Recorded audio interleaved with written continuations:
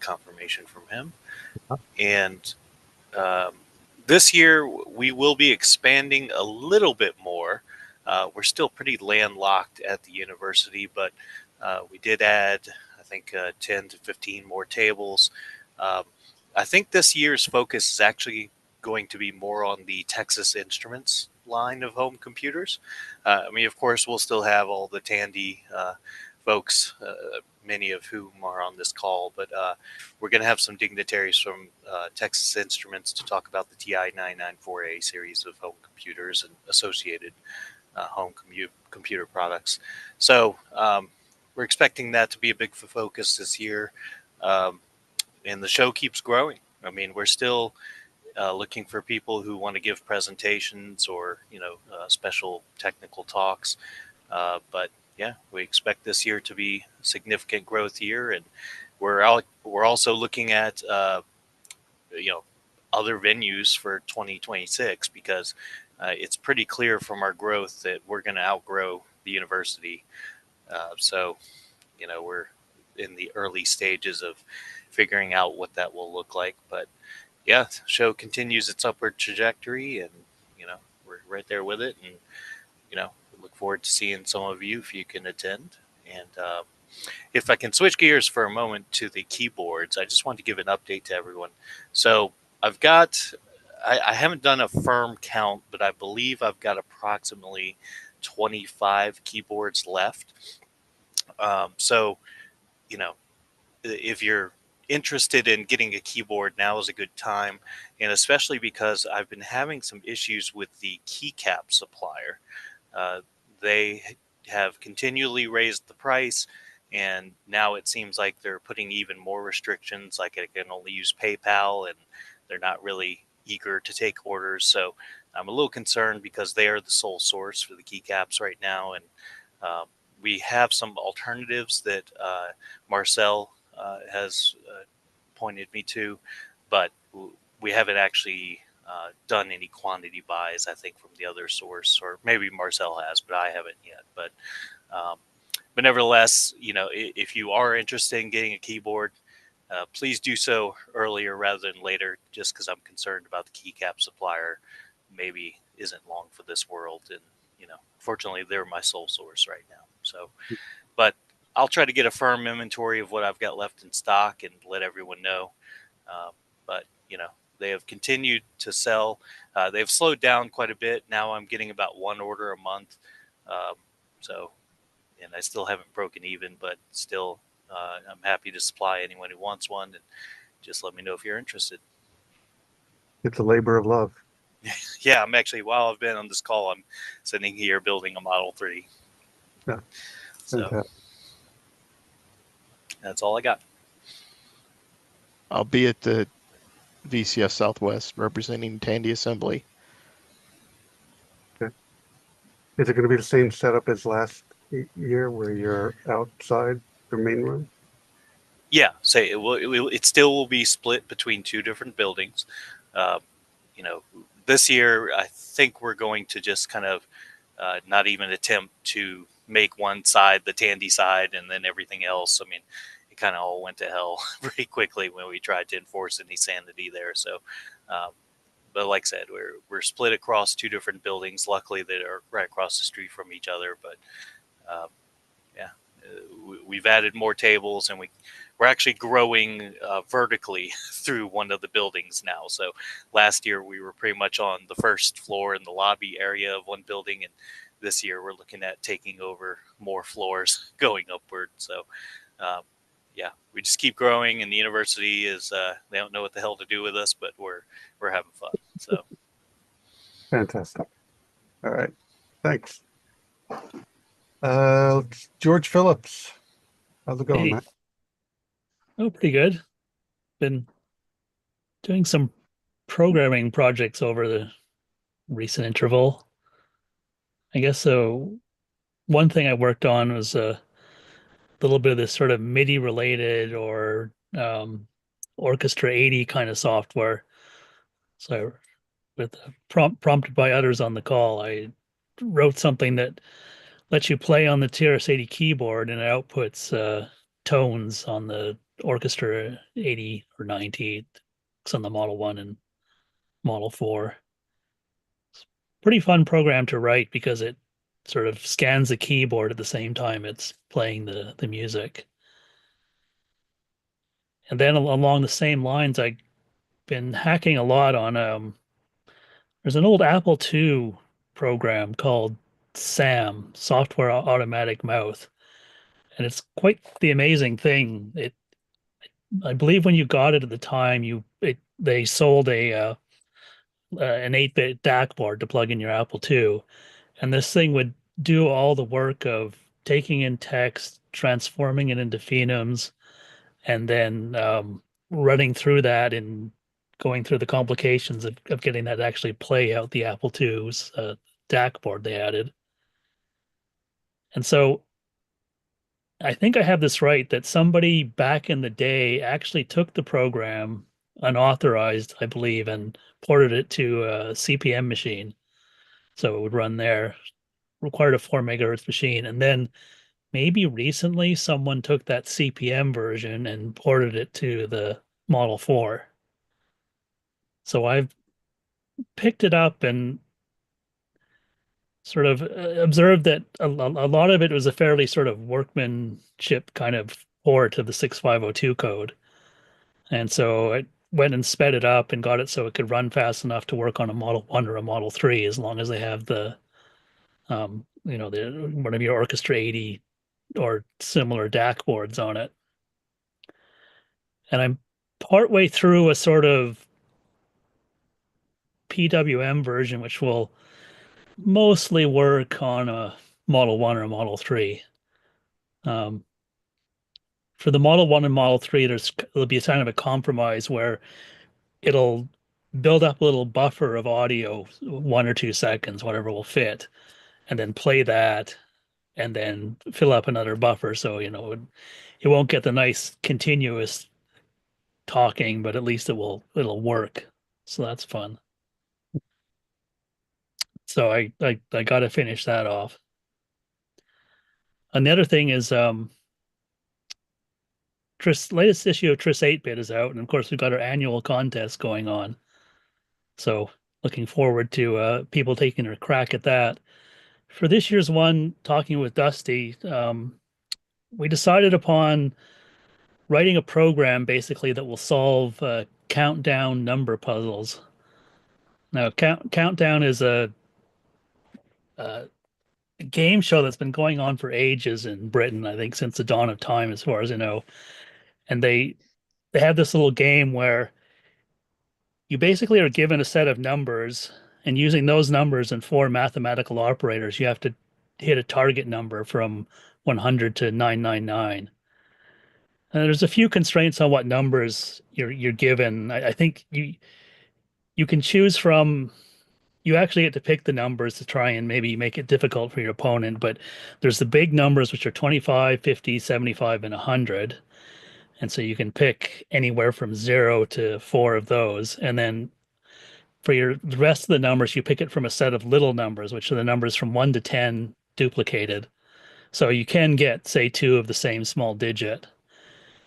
And so then in the game itself, you have 30 seconds to pick up those numbers and the target number and figure out how to manipulate them mathematically to get the answer. So it's an interesting little problem. Uh, I think it may even be solvable within the realms of basic, but it's hard to say. I've kind of studied it, and I was looking at the number of possible combinations of numbers, and I think I came up with a number which is far too large. I think it can be smaller, but I kind of await people's um, cracks at it. The the the rules in the latest TRIS 8-bit they may be a little bit ambiguous, so there may be some polishing on that. I think the intent is that you're supposed to write a solver for this problem. Although I think it straight out says that you're given these 3 numbers or this set of 6 numbers you're supposed to solve for, which seems a little too easy. So yeah, that's about it for me. Cool. Yeah, that latest version of TRS 8-bit It was amazing. It was well over 100 pages. It was uh, that periodical is doing very well.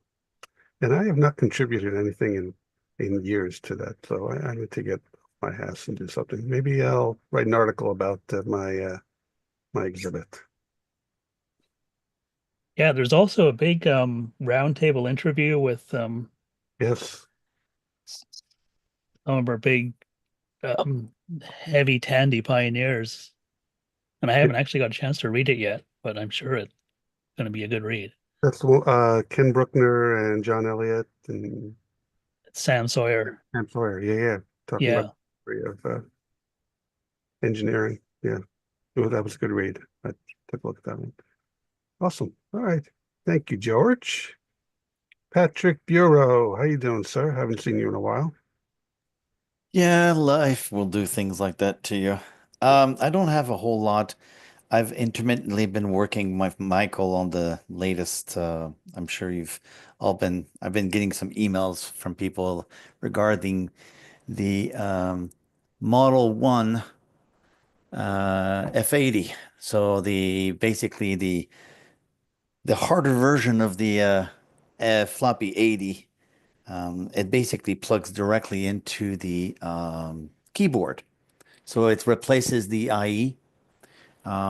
It puts 64K, it adds the extra memory that the EI, sorry, would give, and up to 4 floppies. It's working okay. There's a couple of headaches regarding disk speeds. It seems that the Model 1 excessively in the code on various DOSes.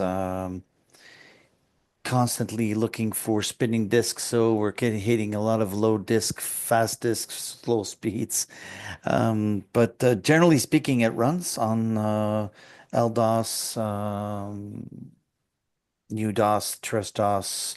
We got like 6 DOSes that it works on so far. It's mostly the format function that's the issue at point. Copying is not a problem, but formatting is in certain cases. Um, Michael still work on that bit, but otherwise it's coming along. I have no idea if I will be making these. I know that right off the bat it's going to be available on the sheet like you did originally, so people can make their own. And contrary to what we did the last time, where I said, "Well, I'll make them," which was intensive and insane. I have to admit. I expected to have to make 10.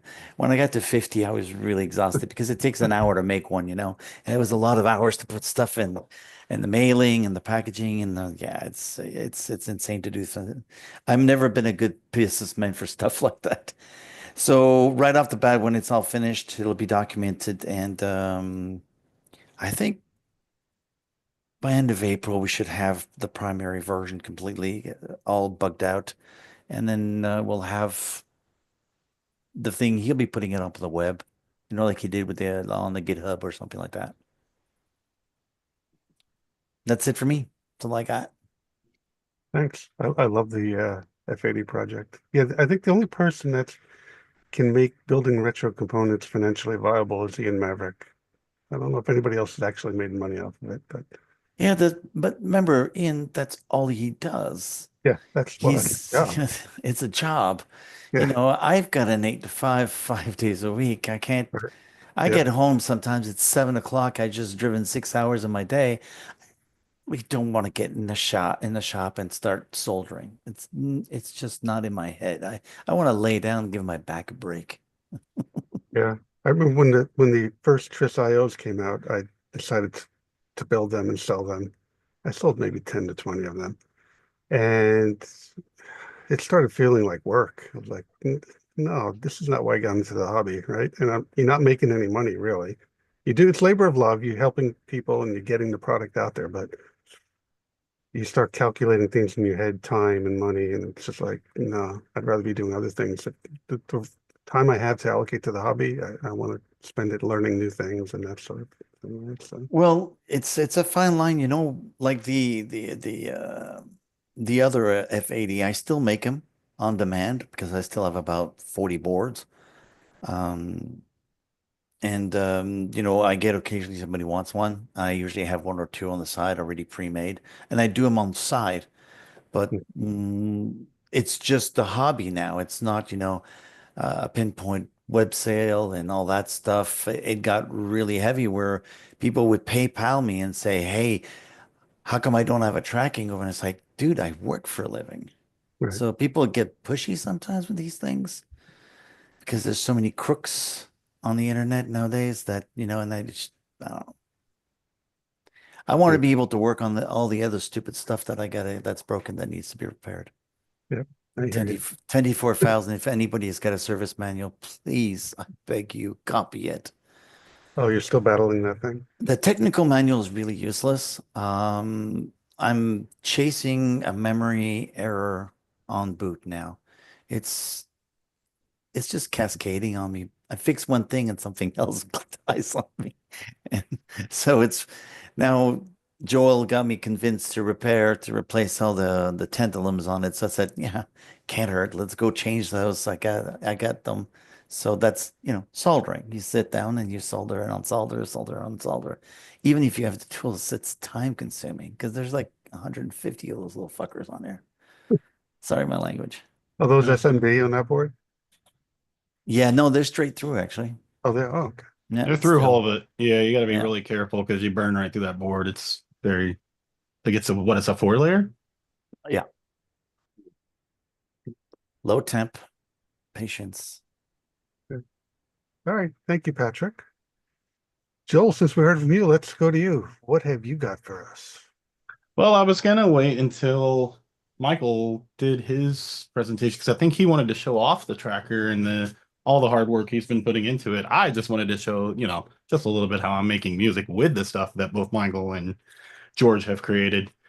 Oh, that's But fine. By the way, Joel, please go ahead. So I there can he just, is. hey, Hey, yeah, yeah, please go ahead. I can talk later.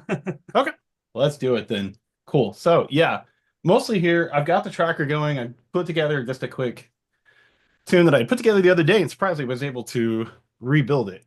So hopefully everybody can hear me. And I've got this music mode set right. And it's not too loud or too soft. So can everybody hear that? I cannot hear anything. No music? No.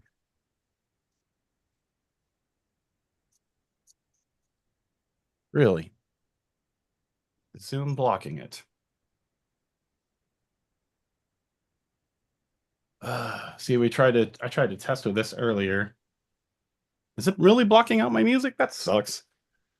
I don't know how to make it not do that. I have it set for the audio mode. Yeah. Is it really not coming through? No audio? No audio. Oh, we just heard something. There was something, yeah. Yep, and it's blocking it. I have it set not to. Can you now play it on a speaker so your microphone picks it up? It will not sound right. I mean, this is all. I literally tested this with Eddie earlier. Give me 2 seconds here. Well, I tell you what, go.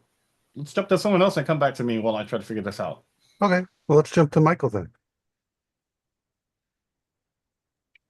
Oh, sure. Yeah, I can do that. So, yeah, like Joel already said, so we are on the mission of turning the TRS-80 into a MIDI music workstation, right? And also contributions, of course, from George Phillips. So thank you all for working with me on this. So I just wanted to give a quick demo, basically, of the software that we have been developing since last November or December or so when that card came out, right? So I'm also probably will be running into the same problem. So that might be a very short demo. So let me see if I can show you guys something with the camera.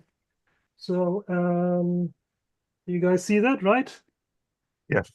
So this is the MIDI 80 card, right? And so it's basically a MIDI sound and a MIDI interface card. So it has this S2 sound module here, and then there's a Blue Pill microcontroller, and it has MIDI in and out, right? So it also you know, works nicely with other citizens on the bus, like the Freight here. So, and I just wanted to give a little demo of the software that we have by now. And as it is, Joel just found an error, basically a bug in the tracker. So just before the demonstration of this, so there's there's always another bug. So but yeah, so there's all this stuff is on GitHub, right? And so a simple program here, for example, is a little drum demo, right? So all it does is, can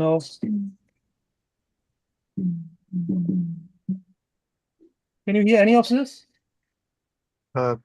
They barely, but we can hear something. Oh, Not it's much. really annoying. So even drum sounds or things like this are being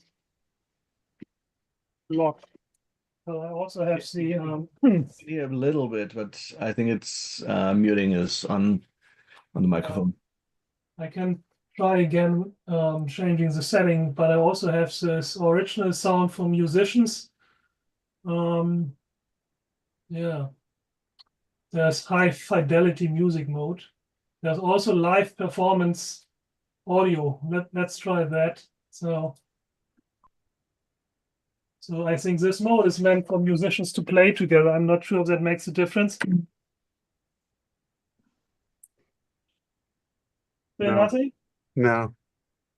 Okay, well, yeah, so that's a bit annoying. So if you guys don't hear anything, Yeah, it's doing its automatic canceling. I went into settings, change it, see if you can change your settings to the live performance. It doesn't give you the option to choose stereo because I chose the musicians thing, but the Yeah. musicians thing is canceling out anything musical it hears. I don't know why.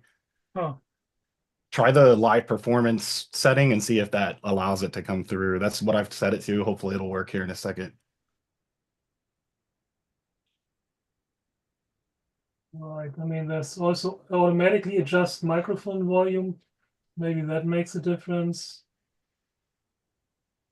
Yeah, if you go into audio settings and you go down to where it says audio profile, Yeah. there's 4 options. The last one is what I'm going to try here in a second is live performance audio. I tried original sound for musicians, but Somebody just mentioned you might not have seen it. Peter, Yes. maybe you as the host have to set it to music on your side. Otherwise, they may be blocking it. Somebody made a message there. I just saw it in the chat. You think changing my audio settings would? Well, that's what Peter Phillips is suggesting. I can set it to live performance audio, see what happens. Okay, I just did. Good. So I have a real song here. So let's see if that comes through.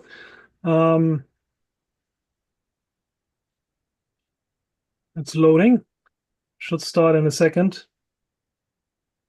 And if we don't. No.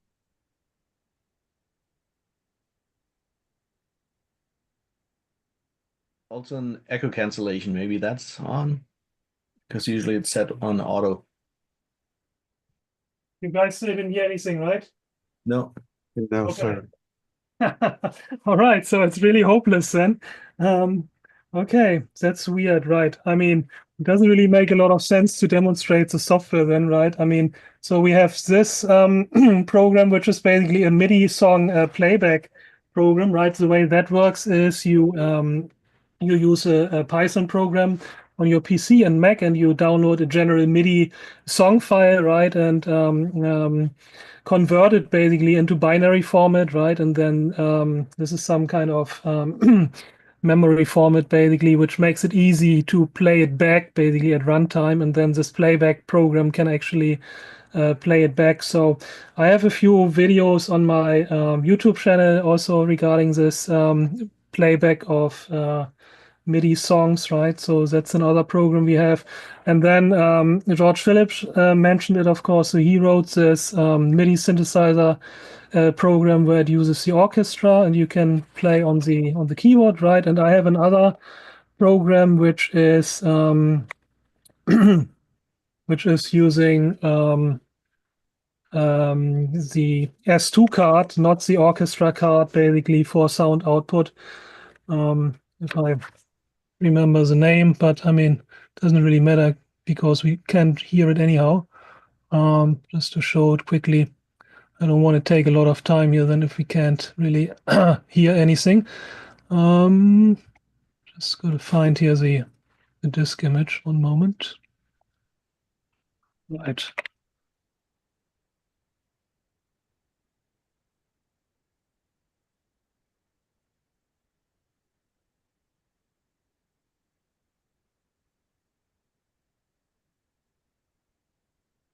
Yeah, so the nice thing about MIDI, of course, is, I mean, these are, you have a lot of polyphony, right? And you have like real instruments like in a synthesizer, right? And like you can have a real piano sound or real drums or what have you.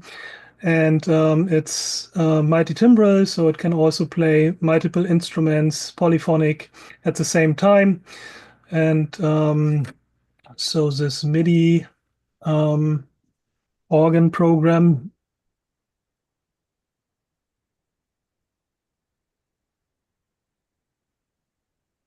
and basically uses the TRS-80 keyboard. And you can hear, or you cannot hear, that is polyphonic. Oh, we can hear that. Yeah, okay, so that comes through. Not that though. That's fun. I Yeah. think it comes through when he talks. In other words, it's like a gate that it has to be Okay. open for it. Hey, to be heard. So if he Pete, talks I'm gonna over send it, it you a might be link. heard. Pete, I'm gonna send you a link. It just found on the site. It has to be enabled by the admin of the meeting. They have to enable it. Oh, put it in the chat. I can't get the let me throw it in the chat. I can't get the link to freaking work. When I try to click on what it says, see if you can go through there. There's supposed to be something that you have to, it has to be enabled for all participants. Okay, let's take a look. Yeah. Sorry. Yeah, my singing is terrible, so I probably won't sing along. Only my piano skills are worse. So, okay. So yeah, but that's this program, right? And so it has multiple instruments. So and yeah, so and the third program is basically the tracker program, which Joel has been using to make some music, right? And so with that, you can basically use your TRS-80 to make MIDI songs and tracks, right? And so help page is always your friend. And then, so these are basically 6 tracks you have, right? So each track can have its own MIDI channel. And so you can change the instrument, for example, right? So maybe you want to have a bass drum track here, right? And then you can basically record in real time if you like.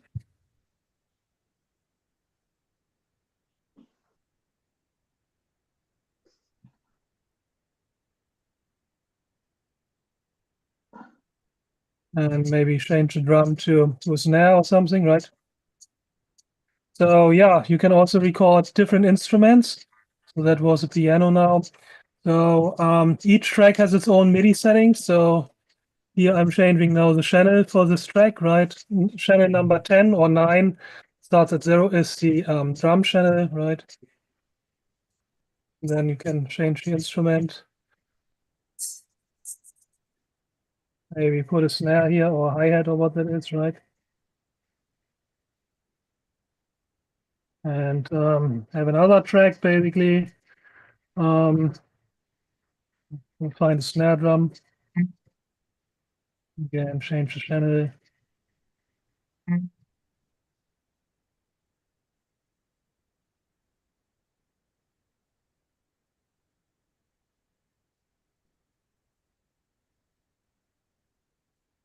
Okay. So you can also clear, basically hold down the clear button, right? What you just recorded will be overwritten, right? And then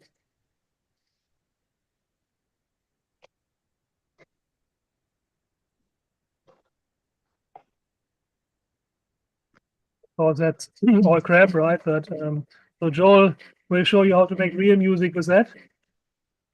And in principle, you can also, add other instruments which are not drums, like bass lines and things like that, right? So then, yeah, we also have like multiple patterns.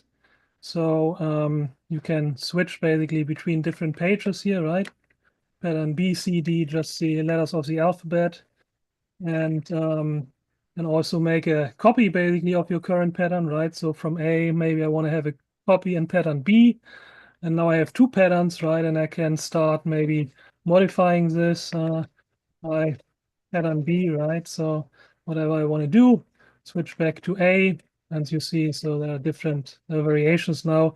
And that I can then arrange into a song, right? For this, I go into song mode.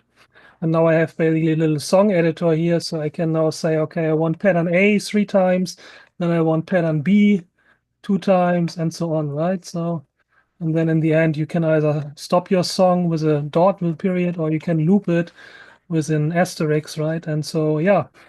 And it still has bugs. So Joel just found one before the meeting. But yeah, so this is what I've been working on recently, just Z80 coding. And really, all of this is possible with ZMAC, right? So without that, basically, it, I guess, would not have been possible to write that amount of code in really a, yeah, not so long time period, right? So really great development system. Very happy that we have that for the community. Okay, so yeah, back to the room. Thank you, guys. Thank you, Michael. Joel? Well, I would say I was going to play some music, but it does not seem. We'll try one more time, see if you can hear it. There should be music playing. Did anything come through? No, sir. That's okay. No worries. What I'm going to do is I'll record a video and I'll throw it up on the Facebook and website or whatever, and I'll make it public so everybody can see it. I'll throw it on the Discord and do a quick 1 minute demo of just what I was going to do here. But yeah, I was just going to show how I was going to kind of show you how I build the sound through the pedal, through all the pedals, through how I process everything. There's no computer going right now. This is all strictly how I want to do it live. I'd like to have just one or two machines that are locked in sync. If other work gets created, gets finished with the timing and stuff, and I can starting stuff with the DAW, then I'll add like maybe four machines behind me under MIDI control, doing their own thing. But for right now, I kind of like just having like one or two machines doing the tracker, especially now that they can do notes and music, which is the goal. And then having something here where I can actually just play as a machine as a keyboard. And so, well, I was going to kind of walk through how I set things up, but I can't really show the sound, so I'll do that online and I'll drop a video or something. But I have put together an album. It's currently being manufactured, CDs and vinyl. Did a really cool limited edition release vinyl thing. So I'm gonna have all that stuff at VCF Southwest.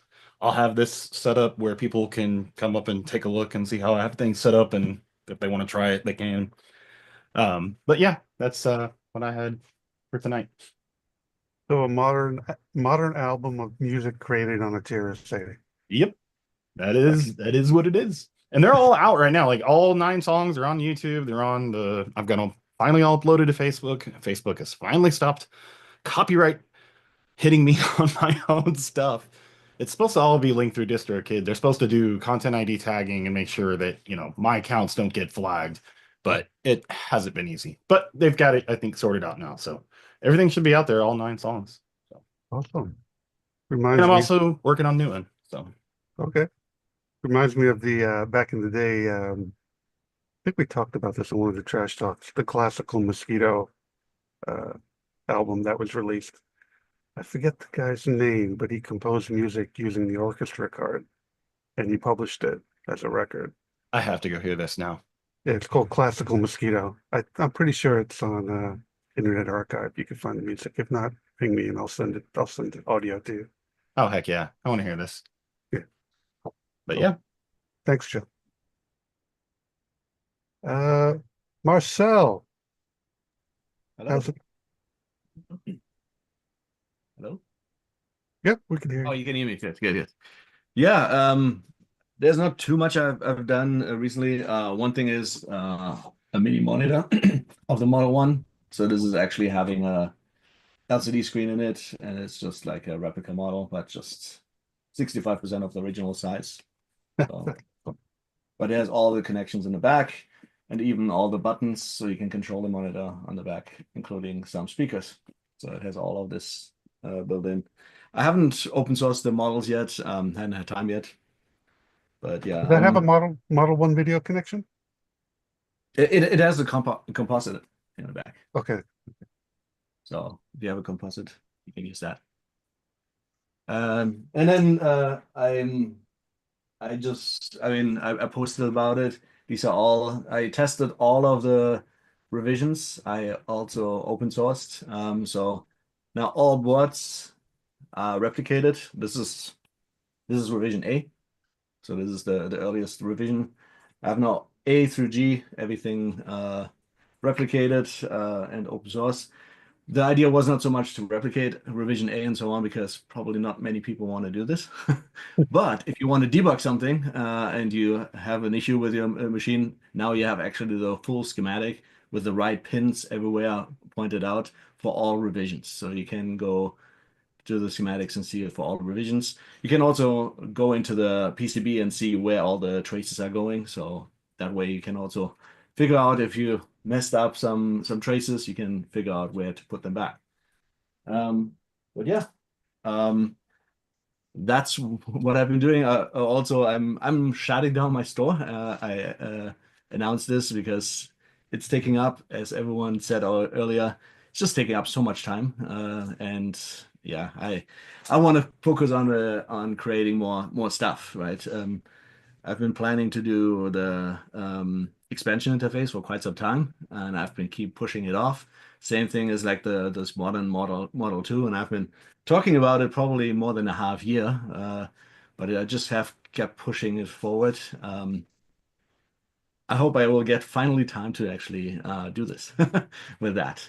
Because I would say 95% of my time is actually used up from all the store stuff, preparing all the Yeah. soldering everything, packing everything, assembling everything. It just takes up so much of my time. And after a year, I'm like, okay, that's enough. I think I want to just go back and actually enjoy my hobby instead of doing the work, as you also said.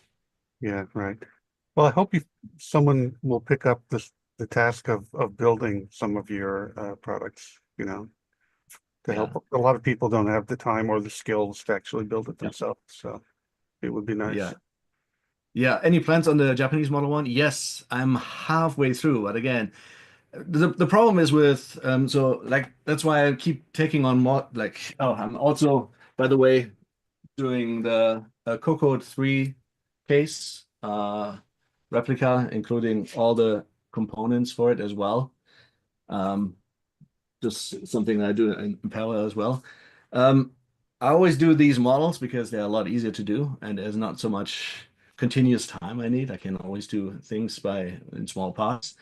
But reverse engineering is something you have to really spend your time and really understand every part of it to be able to do that. And so that's why I haven't really gotten the time to get this like 2 weeks in a row where I can actually focus on this. And so I've been doing all these smaller things. But okay, I don't know how I got to this point. That's my train of thought. Did I hear you mention you're going to be looking at the Model 2? Not the Model 2. I don't have a Oh. Model 2, so that's why I don't do that. I have a Model 4, and I have now two Model 4 Ps. So I might be doing more of these. If I don't have a Model 2, then I'm not really working on it just because I can't really compare it, right? I need to digitize all of this, and if I don't have it in my hands, it's really hard to do. Okay. It's going to be interesting to hear how you tackle the Gator Ray chips if you look at those versions. Yeah. But yeah, I don't know. Is the Model 2 a Gateway one? No, I was talking about the Model 4, right? The Model 4 has Oh, okay. Ray Yeah. versions. I haven't dug into this at all right now, so I'm sure you'll solve that problem. You've done amazing work, so thanks a lot. sure. All right, who else we got on board? John Hulk. Hello, John. Hello, from Melbourne. First time I've been on the live stream, and no, I just I heard you earlier talking about Ian's is at the hobby show. So we're 15 hours ahead in Melbourne. So it's just after midday. I just turned 1 p.m. Sunday afternoon. I have to head off to the Formula One race in a little while. But so the hobby show, it's actually a train hobby show, but they've got a large retro computer section and also some ham radio stuff as well. I was there yesterday. Lots of people there, and Ian's got a beautiful setup. Hopefully there'll be a video or some photos surfaced, but he's got all the lineage through all the pocket computers, all the port, Model 1. He's got his Japanese tech Model 1 there, Model 4 up to a Model 2 with his hard disk adapter, and Fred for the Model 2, and he's got a Tandy 6000 there as well. So he's got all the machines there. So it's a very, very interesting show. Myself, I've got a bit of a TRS-80 collection that I've been sort of putting together, and it's all up and running and working very well. I've got a fully loaded Model 1 that's running a BBS at the moment. You might have seen some posts on the Discord server. Got a Model 4 gate array. It's all fully loaded, and I've got the Hong Kong, the IACA Dick Smith System 80 that's all up and running, fully loaded with an expansion interface. So I hope to get a Model 2, and he's actually got 2 Model 2s, one that's fully working that he's refurbished, and he's putting together a Model 2 at the moment that he's refurbishing. It's just dead. But we're just following on from what Marcel was saying. I mean, apart from the power supply and the big 8-inch Shurgard 800, the Model 2 is just 4 small boards in a card cage. So I think if you got the boards, Marcel, you could probably start from there. Yeah, and it's all single layer board, it's all through hole, it's all standard Z80 components. So it's not difficult. And Ian proved that, right, when he reproduced the hard drive interface board. Correct. So I mean, I don't know if you've had a chance to look at the technical service manuals, Marcel, but I think it'd be a lot easier if you had a physical machine, but like a video board, processor board, floppy controller, and one other board. I don't know. I don't have a machine, but if Ian gets to refurbish other machine, I might be purchasing it from him. We'll see what happens. Yeah, and there are a lot of boards. I had an exhibit last year at Tandy. It was a Tandy Assembly in the VCF East of my Model 2 board collection, and it was over 30 different boards. What, in terms of different revisions, or? Some were revisions, but mostly just different boards. Not all from Tandy, a lot of third-party boards that were available. So some of them pretty rare. And I know it's not Tandy related, but I just want to thank Marcel for the work he did last year. He reverse engineered a floppy disk controller, an Australian product called the Dream Disk for the Sorcerer, and that's been a few people have built it around the world, and there was absolutely no floppy controllers available for Sorcerers unless you were able to find the old S100 hard sector stuff. And there was some Exity soft sector controllers and floppy drivers, but they're as rare as hen's teeth. So it's allowed a lot of people to get a floppy system up and running. So thanks, Marcel. Yeah, we're very lucky to have Marcel in the hobby. Yes. And believe it or not, it actually worked first time, which I still can't believe how he did that. But anyway, no testing required. Great. Thanks for joining us, John. Hopefully we'll see you. Thank you. I appreciate it. Nice to meet you, Ben. Yeah, great. Todd Garber. Hello, Todd. Hello, how are you guys? Very good. Good. What are you up to? Just hobby stuff. I like everybody here on the show. I was going to do a thank you again to Marcel. I'm doing one of his cases. So this is a split one that he did, divided in half. So I don't know if he's seen one already. I don't know if you can see that, but it's split in half. And then getting around to painting it after you Bondo it and do a bunch of stuff to get rid of the seam. So it's coming out pretty well, and it all fits and appears to work. So I don't know if he's seen them split or not, but it's coming along. So thank you, Marcel, for that. It's letting me continue doing a restore without a case. It's helpful. Appreciate it. Won't be at Tandy Assembly this year, unfortunately. Be off in Europe, so have conflict. Okay. Well, you could fly back for a couple days. Yeah, my wife probably wouldn't like that very much.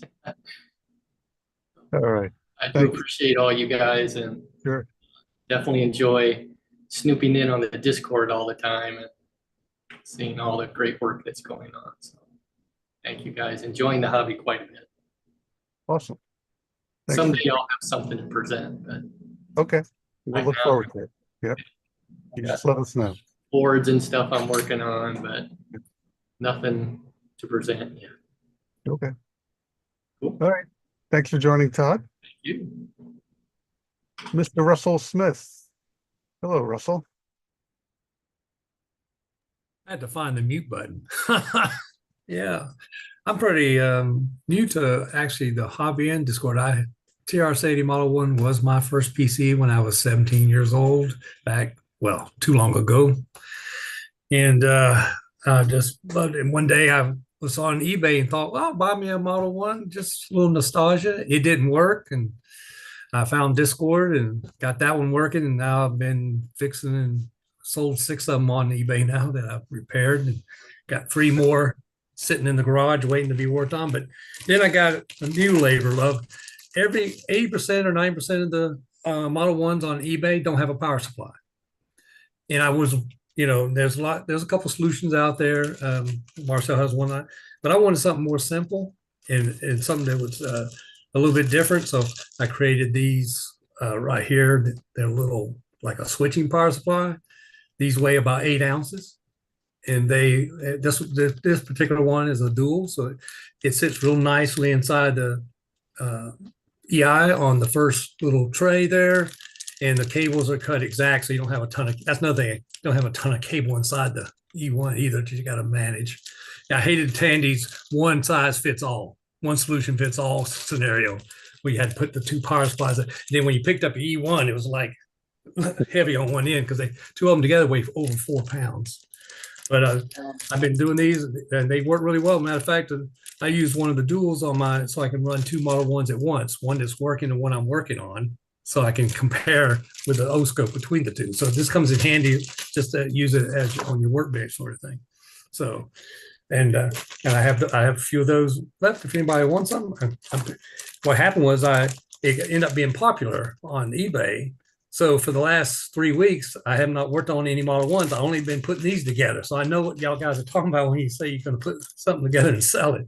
For the last about a week, that's all I've been doing is putting these together. Yeah. It takes about 30 minutes for the dual and about 20 minutes for the little single, because basically the double is just 2 singles inside this case. So but they work really well. They don't get warm or nothing. So yeah, I think it's a pretty cool solution compared to the transformer. Keep one aside for me. Pardon? Keep one on the side for me. Oh, sure. I'm chatting with you about that. What's that one? I'm chatting with you about that on Discord. Oh, okay, cool. Yeah. Oh, John's showing it. John, what do you got there? That's what I say. What is? Model 1 Australian power supply from. I can't really hear him. It's hard to hear. Model 1. Oh, sorry. Model 1 TRS-80 power supply for Australia. Yeah, that's 220, isn't it? 240. Oh yeah, that doesn't work here. Well, yeah. I think Candy had them locally made by a local company called Ferguson Transport. Like he's got to go big brick. That Big thing's brick. massive, man. Yeah, I mean that's the other advantage of this is it'll work with any. You just need a wall adapter that's 15 volts at 3 amps. So I've already sent 2 of these to Australia even, and they just provide their own power supply. Excellent. Yeah. Awesome. Thank you, Russell. Oh. Tony Capolini. Tony, how are you doing, buddy? Doing okay. Had a heck of a time connecting to Zoom. I was on a Windows 11 machine and I was just not getting audio, so I switched to the Mac and of course came up right the first time. Anyway, haven't really done much with retro computing lately. I've been working on some other hobbies. and he got a new project at work. So we've actually, again, switched development from Windows to Linux. So we got to come back up to speed on that, which I'm looking forward to. I don't remember, when was the last Trash Talk Live we had? How many months ago was that? November. November. Okay, so then I don't think I showed this. I got this. Wait a minute. Why is my background getting blanked out? Hang on a second.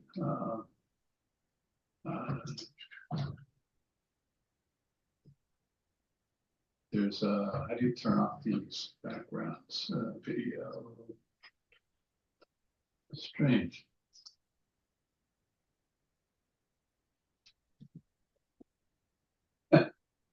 So strange that it's not showing up. Well, anyway, it's a book. It's called Andy's Money Machine: How Charles Tandy Built Shack, by Urban Farman. So somebody mentioned that probably one of the Facebook groups, and never heard of the book. And I did a quick search, and I found it, and I got it shipped for $8.31. So I don't know if anybody's read this book yet, but it's very thick. It's 458 pages plus an index. There's some black and white pictures in the middle, but it's in my queue of books to read, which is too big. So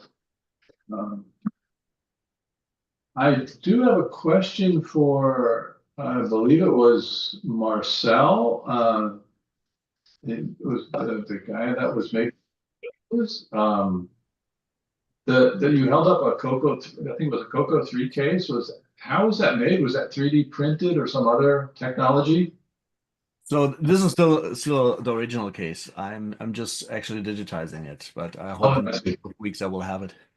But it will be then resin printed. Thank you. And then earlier, well, I forgot who said it. They talked about an interview possibly, or a presentation with some people from Tandy, and they mentioned Sam Sawyer's name. Does anybody remember that? Yeah, that was George Phillips brought that up. That there's an interview in the latest TRS-80 magazine. Okay. Yeah, Sam Sawyer's one of the members of the interview panel. So he talks about his role in Tandy computing history. Yeah, I used to work with Sam at a hard disk company a long time ago. In fact, he lives like 10 miles from here, but we've never gotten together, unfortunately. Anyway, I'd be interested in that, reading an interview. I don't know. I suspect that was after his time. Yeah, it had to be. It was after his time at Tandy, which I didn't find out about until maybe a few years ago, but looking forward to hearing about that. It's about all I have. Okay, great, Tony. Yeah, and I've read that book. It's been a while now. It's a pretty good read. I don't remember there was much in there about the TRS-80, but there were some small pieces in there. More about the business side of things. Yeah. Cool. Thanks for joining. Peter Phillips. Hello, sir. You hear me? Yes, sir. Yeah, I've been working on something slowly. I can try to share my screen here to show it off. But all right. Oh, there's TRS 8-bit there. What I've been trying to do is add the ability for the TRS-80 GP emulator to actually look at the virtual file system. It understands the virtual disk format. Like we've got a diskette in here. And if we go into the disk viewer, you can look at the disk in terms of going through the individual sectors, or looking at what a track looks like, or summarizing the disks. But the new feature is a file utility. So this is a work in progress. So you actually have to pick the file system. Right now it's trying to do Tristos 2.3. I don't know if you can read this. It's basically, you can choose, if we choose the Model 3 file system, then we see what's on the disk. And if you click on them, you can look at the contents of the files. This view here tries to summarize it. So if we go and use the free command on Tristos, it should match up that this is how many disk blocks are being used. And it's meant to help maybe look for problems in disk images and then do kind of light archiving work. Like if we don't want to have Hertz 750/build, we can delete it. And then it should be now removed from the directory listing. Yeah, and then if you want, you can also export files. So we can we've selected LPC/CMD, and we can just save save it out.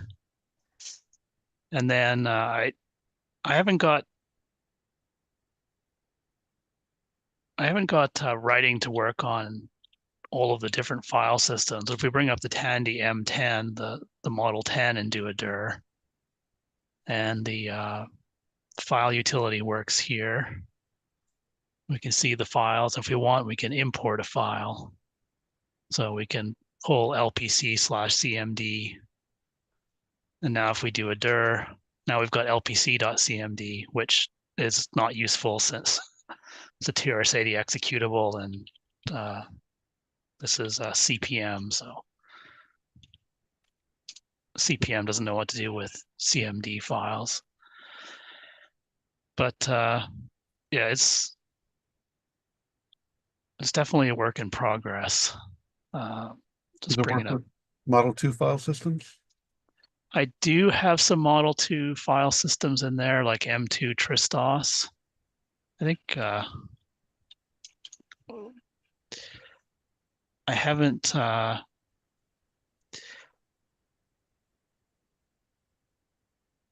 yeah, it shows you what, and it gives you a free map that should look about what's in use on the Model 2 there.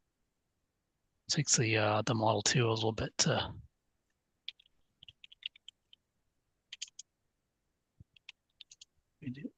yeah.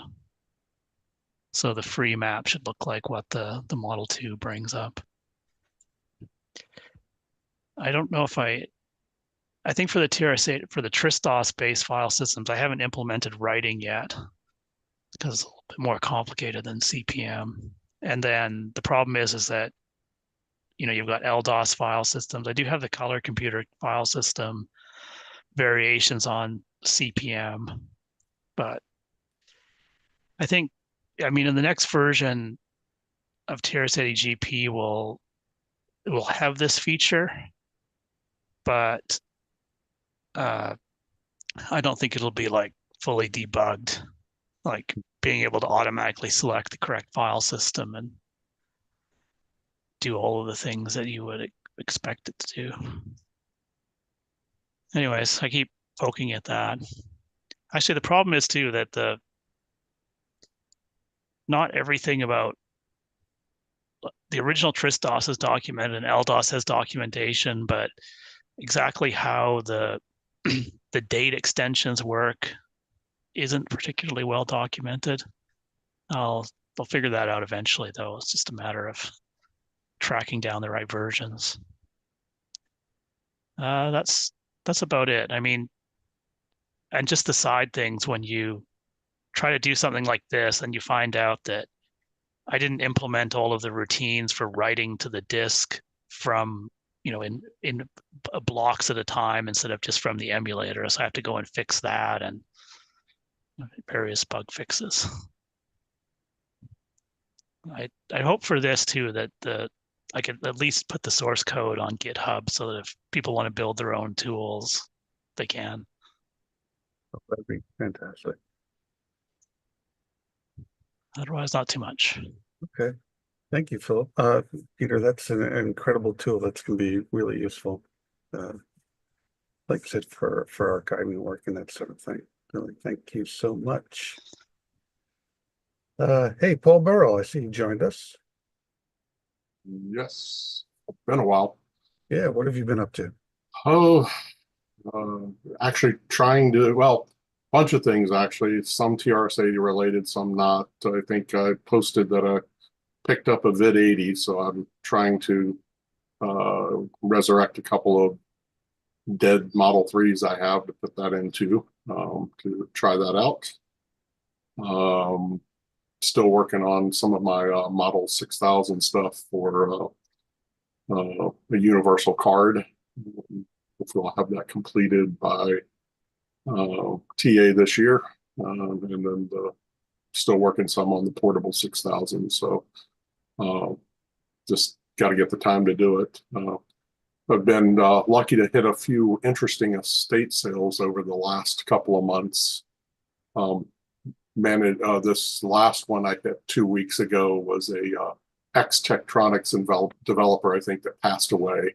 And the gems that were in there, there's no TRS-80 stuff, but I picked up a bunch of Heathkit stuff, some older, like there was a couple of Tech 6130s, which are Unix workstations with X on it, back with the National Semi 32016 processor in it.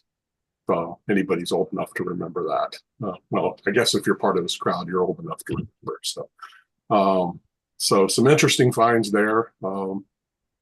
And met a couple of nice guys out of that find. We did some attic diving instead of dumpster diving, so it was an interesting find there, though. But it's a couple of other hit and misses. But TRS-80 wise, got 2 or 3 projects I'm working on, and hope to get them completed here soon. So, did you get the software with that VID-80 board? I did not. I think Lowen asked about it, and I said I did not, and he said you have it to archive. Yes, I have the disc over there on my shelf. I need to archive it, so when I do, I'll get you a copy. Okay, yeah, I think he's been asking for 2 years now for somebody to have it. So yeah, he's been bugging me. I was gonna say, if you want that archived, you're gonna have to keep poking the bear. Keep poking the bear. Well, now there's 2 people that want it, but send him a weekly email. This is your weekly reminder. No. It's got more than enough stuff going on. Yeah, and there was a stash of the VID-80 bare boards. Found a computer reset. Yeah, wow. I remember that, but this was a fully populated board, and I asked the history, and the guy goes, because I had a feeling he might have hit. He was talking about it was in an attic. And I'm sitting there thinking, is this the same thing I just went through a couple of weeks ago? And he was just there the day before. He goes, no, my parents up in Washington had a house they were getting ready to sell. We went up to clean out the attic, and this was stuffed between 2 rafter boards and no computer or anything around it. And he didn't even know what it was. Posted it on Facebook Marketplace, and I'm like, "Ooh, take it." So one of those lucky finds, because I mean it's complete. So if there is a gal on the board, somebody's already archived the ROMs. So I'll try to pull the gal and post it for those who want to do up a bare board. So yeah, and a bomb for the parts. You do? No, we need one. Oh, okay. I will take some good high-res pictures and try to put together something for the group then. Especially if we have a bunch of bare boards, it's probably worth getting going. Did you get the bare board, Eric? I got one from Raymond Jet. I think he's got a few more. I would figure you would have one, Pete, of all the people to have a VID-80 completed. I do have the book. Yeah. Eric, send it to Marcel. He likes to make new boards. That's a good idea. And it's local instead of overseas. It's kind of a specialized board because I think it's more of a CPM extended. It's to make your Model 3 look more like a Model 4. Oh, you do have a populated one. Yeah. Okay. I figured you did.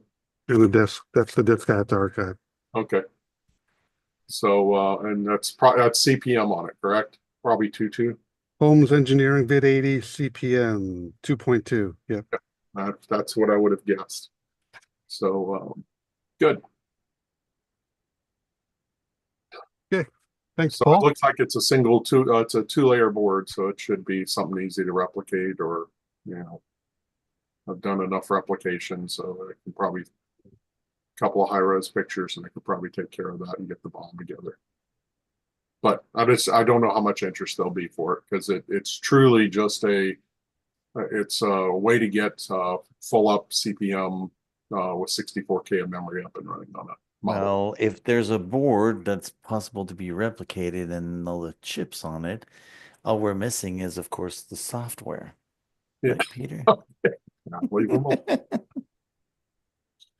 I'll get it archived. Okay. I think Lowen would be much more appreciative of it than me at the moment. So Maybe I'll send it out to Ira and have him archive it for me, because I don't have, my 8-inch system is all set up. I just have to set it up for 5 1/4 because I don't want to do the 5 1/4 stuff. So maybe I'll just do that. Make it easier. Okay. Thanks, Paul. Now to make it even more interesting, we need to get George and Peter to make an emulation for the Model 3 to. I'm messing with you, George. You got more than enough stuff on your plate. Just need the software. Well, you need to get an idea what the hardware is too. Tag. Because there's a lot of chips on that board. I think you saw the picture of it, or when he held it up, and there's a good 24 chips on there. So The software is like a sort of patsy. You put it under the lights and it sort of gives up everything about the hardware typically. Yep. No, I agree. Or enough to emulate it at least, right? Thanks, Paul. Okay, last but not least, the other Paul Metcalf. Hey, everybody. Hey, what's up? Not a whole lot TRS-80 wise for me, other than some of you may have noticed on Discord, I've decided I've called it getting out of the hobby, but what it really is I'm getting rid of my collection. I just don't have the room anymore, and well, emulators work great. So fire sale, everything must go. I got documentation that I've collected since I started getting back into this back when we all were on lockdown and everything, for something to do, and now I just don't have the time anymore. And basically like I said, everything must go. Good. You're on the Discord, so if anybody's interested in purchasing anything, they can reach out to you on the Discord. So basically what I've got left is my Model 1 system, some of the trinkets that I've built and had some help from some of you fellows here with in the past on Discord to get working. Chroma TRS that has been parted ways with already, and a couple other things I had that were kind of obscure modern things, but the Coco system that was kind of left to me by a relative is pretty much all been all gone to new homes. I've got an Atari 8-bit system that I'm going to be parting ways with soon, and I don't know if it's the prize of the collection, but it's the only one that I have all the original boxes for. It's a PC Junior, so, and it's fully functioning as well as it PC Junior functions. So, but yeah, it's all gotta go. The only thing I am leery of, like trying to ship CRTs. I've got a couple of CRT monitors, and I know the suggestion was giant cocoon of bubble wrap or whatever. It hopefully it gets wherever it's going in one piece, but we all know that what happens there, that they'll use it like a football when they're shipping these things. So that's about all I got. All right. Well, good luck to you. If you have anything left over, yeah, consider donating it to Tandy Assembly. It will put it in the auction. But Well, yeah, that's a possibility. Anybody wants to come to the north of Boston area, when anything's left or not claimed, sure. sure. Yeah, let me know. I could take it, maybe spin up there someday. Sounds Yeah. good. All right. Thanks, Paul. All right. So I think what we're going to jump to now is we're going to be reviewing a magazine. We do this from time to time. And George Phillips said he's going to lead us through this. It's the October 1981 issue of 80 Microcomputing. So George, you can take it away. Yeah, and I posted a link in the chat there to the actual copy of it on archive.org if you don't have a paper copy handy. It's from the classic era of 80 microcomputing when they were kind of, telephone book sized, really good hefty chunks of paper. And I was curious what the artificial intelligence on the cover would actually come out to. And it turns out there's a bunch of sort of interesting articles, starting at page 103, that cover about what you'd expect from early 80s artificial intelligence. A lot of talk about expert systems and reasoning systems, and I think there's a theorem prover there on page 132.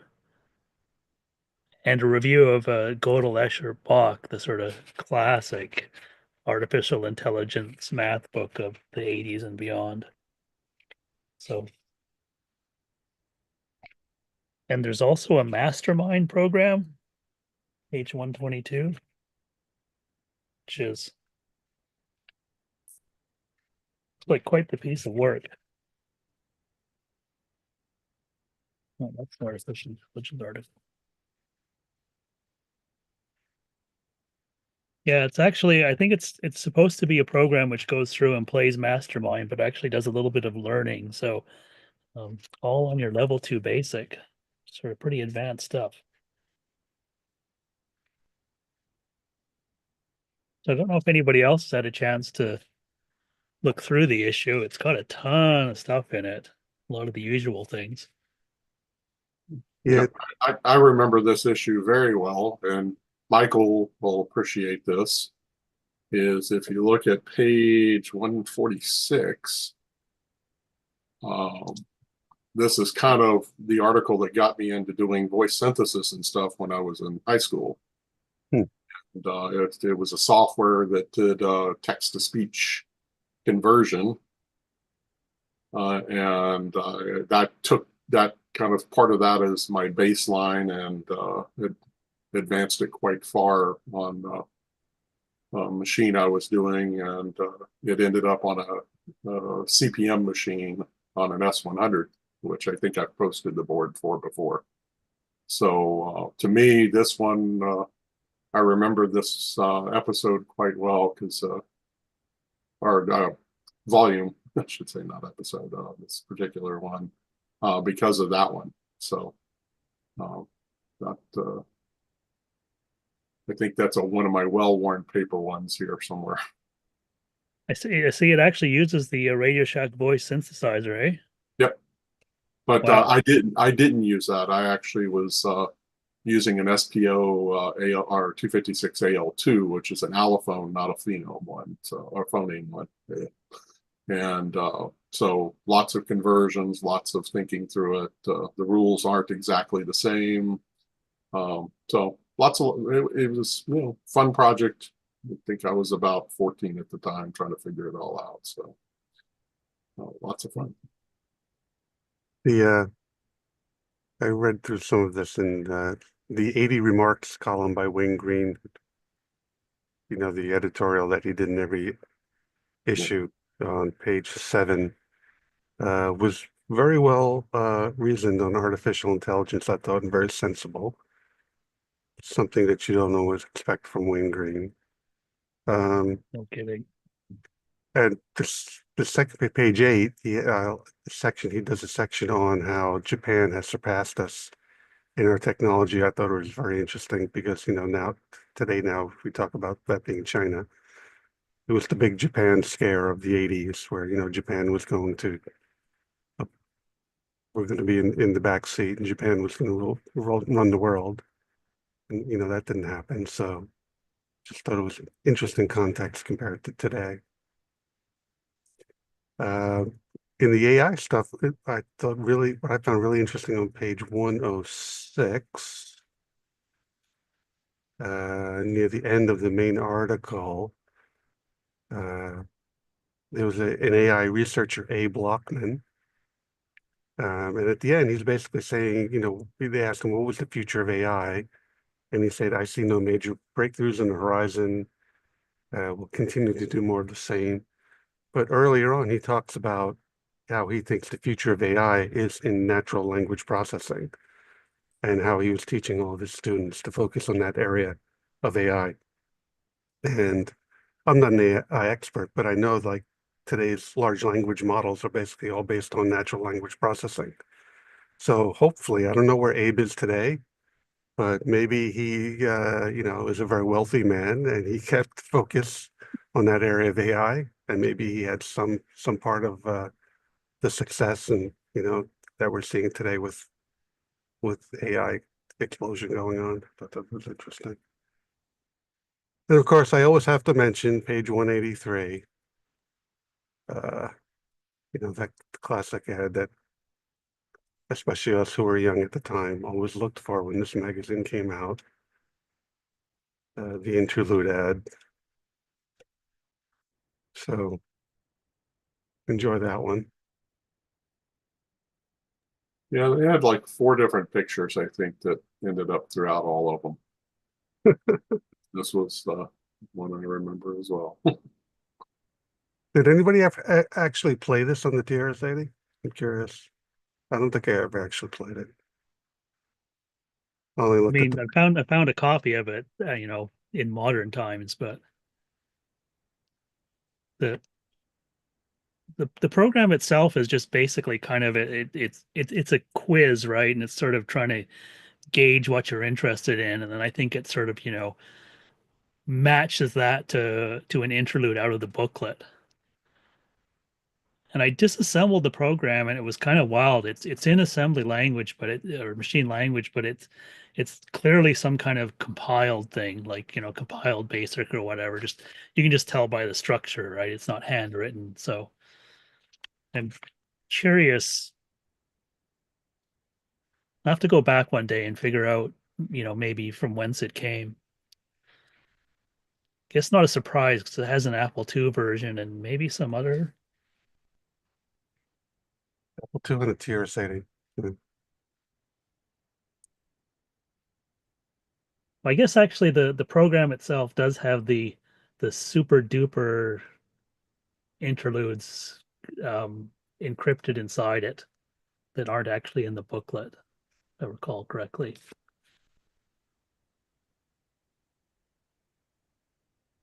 It's interesting. For the Apple II version, they have a Pascal or DOS 3.3 version. Huh.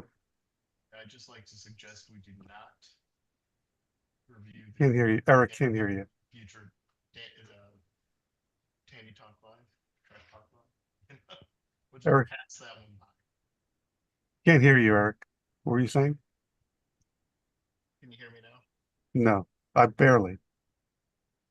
Because it's microphone. Microphone. Yeah, I would like to suggest we do not cover this one in a future Trash Talk Live, play or anything like that.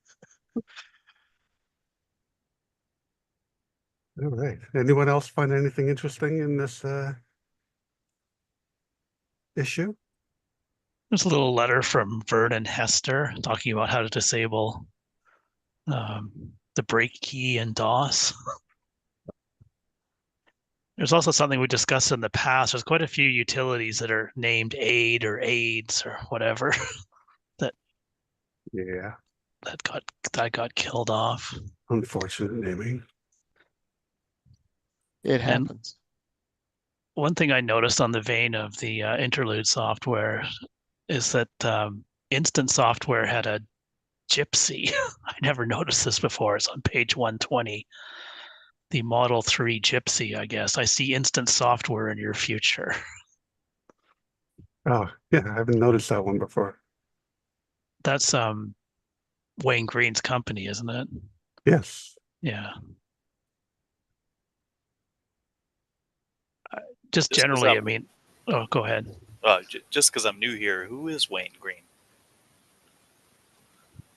So he was the publisher of 80 Microcomputing, and the story goes that he owned Byte magazine at one point, was sort of forced to sell it, and so he created 80 Microcomputing as kind of a reaction to that. And he always had an editorial in the magazine, and as Peter alluded to, a lot of them were kind of like slightly wild rants. Like he famously complained that the Model 2 didn't have a cassette port, but it was always full of opinions and was quite the character. And I've seen a few interviews with him too, and he's one of these guys that if 10% of the stories are true that he tells about himself, he was quite the guy. Gotcha. Thanks. If Yeah, like in this editorial, he made sure that he mentioned several times that he was a founding member of Mensa, and he is in Mensa, you know.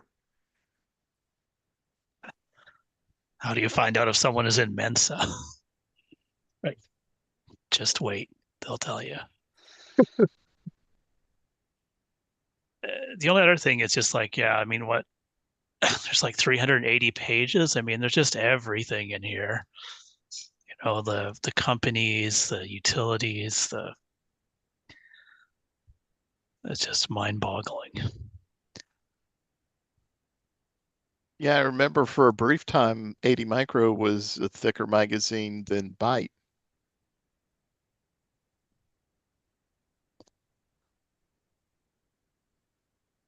You know, those were always my go-tos during that time period.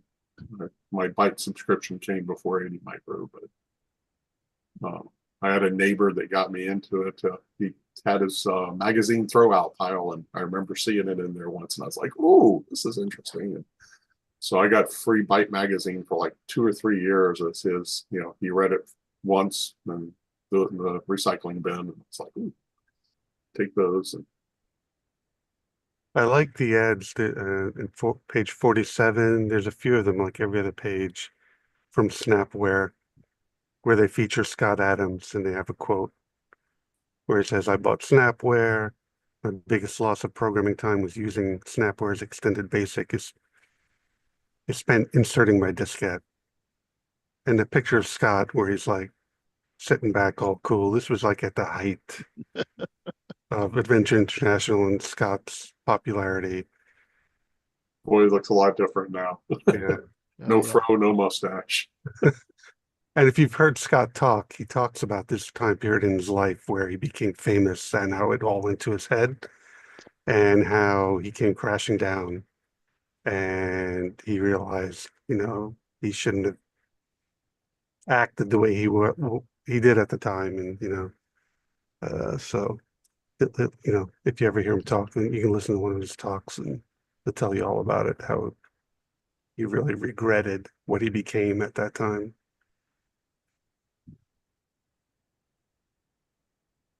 Oh yeah, earlier Peter was pointing out to me on page 77, there's an ad for Pensadyne Computer Services or on West First Avenue, Vancouver, BC. Advertising their Pensa Write 1 and 2 word processors. So everybody was selling software. You could spend a whole month going through this issue. It's just so full of everything. There's even a game on page 334. Star Colony.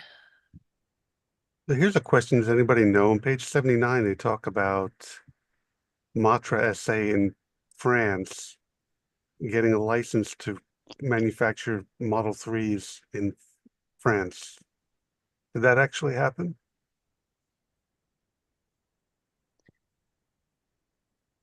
I noticed that. That's the company that sold the Alice later, kind of similar to the MC10.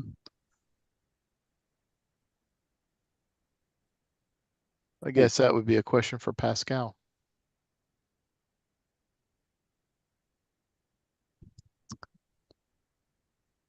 Or the French government. It says the agreement is signed and it must be approved in detail by the French government. Oh, then it probably didn't happen. It's the same as a regular Model 3, but like they use more butter.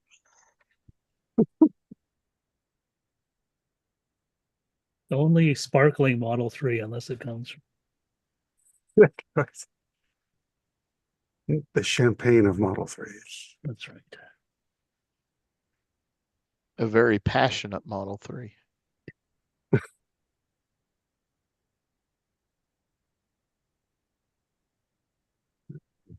Anything else?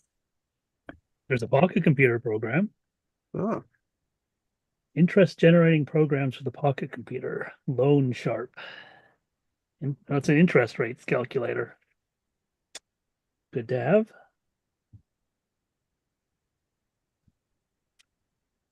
And of course, page 359 has the Toronto model labeled Model 2 that Pete's still looking for. Oh, yeah. What was that? 359? 359.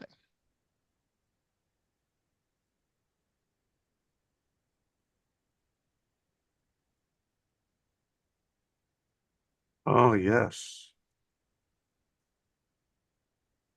Never seen one. Well, you said that about the Tandy 10 at one point, and now you have one. So It's true. I wonder if he actually ever badged them like that. That looks like that might be a fake doctored photo. Although it shouldn't be too hard to make up a badge like that. well, maybe the package included a adhesive sticker with that badge on it. You could stick on the front. Maybe. We did find a bunch of the software, the Taranto software. I think I did put it in the archive, Model 2 archive. Yeah. I was underwhelmed with this software package. It was really crappy software. How can you say that? Just look at the sparkling review on it, you know. Yeah, I don't know. That ad's pretty serious. Yeah, I mean, if you can't trust Michael Tannenbaum's opinion, then I don't know what to say. I feel like Irvin Taranto was a real shyster. You know, he really, I don't know, that the software was terrible. I actually tried to use it, and yeah. All right. Anything else?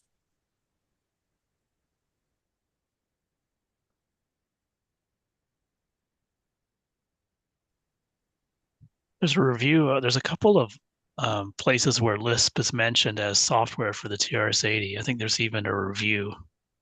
So the review is fairly positive. I can't remember the page. Oh, Lisp on the TRS-80? This University of Oregon Lisp that we archived like 2 years ago. That could be it. And Microsoft sold MuLisp for it. Oh, right.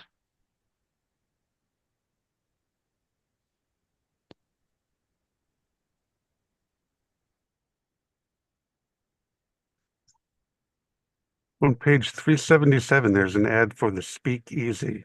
Anybody ever seen that? It's a voice synthesizer.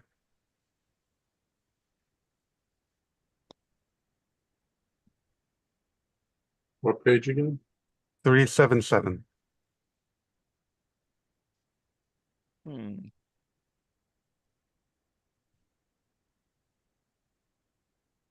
Well, they'll give you a demo over the phone. That's funny. Oh, let's call it.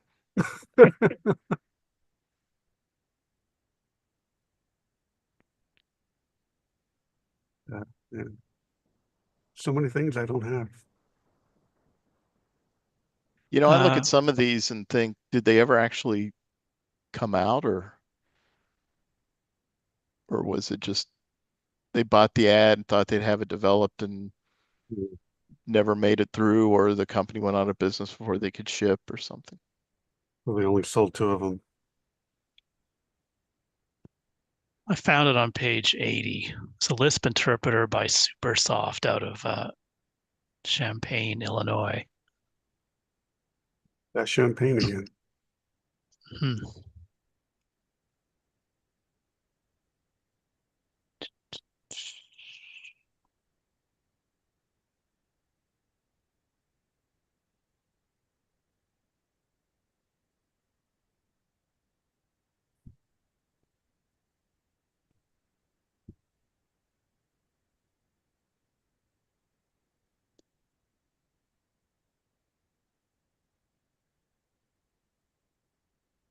Okay, well, I think we covered this magazine.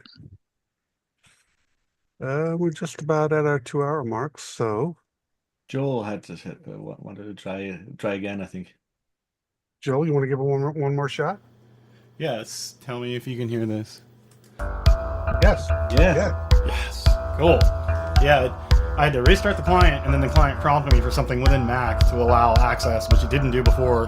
Even though I'd tested it with Eddie before, I was like, okay, cool. I'm glad it's working. So you guys can hear that music then. Yep. So yeah, this is a pattern I put together. This is just the pattern itself here from the Model 4P. And then I'm adding some, I don't know what to call it, garnishment. Using a Boss DS1, so giving it a little bit of a coloring. And then, so let's mute that for a second. And so I can go through my chain.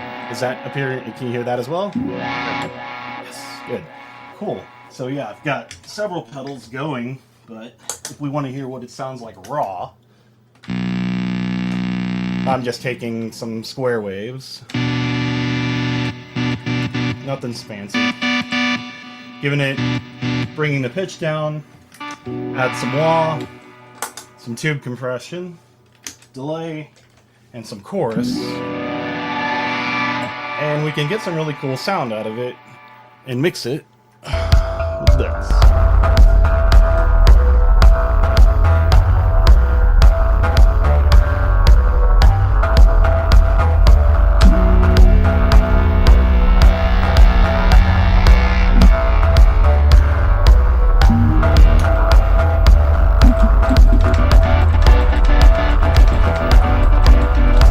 And then, yeah, hang on.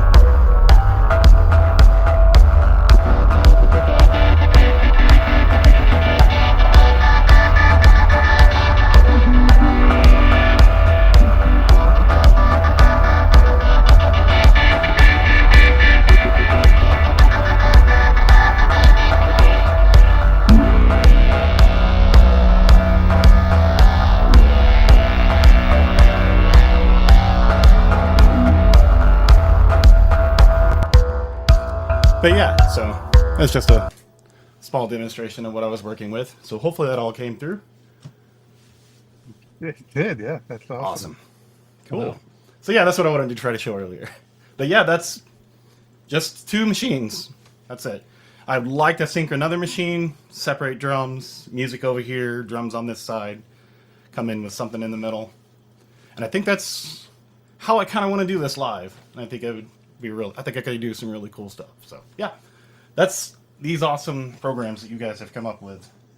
Really having a lot of fun with them. Yeah, you and Mike have been on fire, no doubt. Been enjoying the conversation. Nice. Yep. I'm going to work on a second album now, probably after I get all the processing and stuff done, and we'll see how VCF goes, or VCF Southwest. But yeah.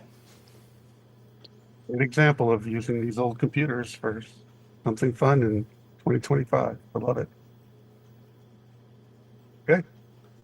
Anybody else have anything they want to bring up before we call it a night? All right. Well, we're going to try and get back on a regular track and do this again next month. So hopefully you'll join us. Mav will be back.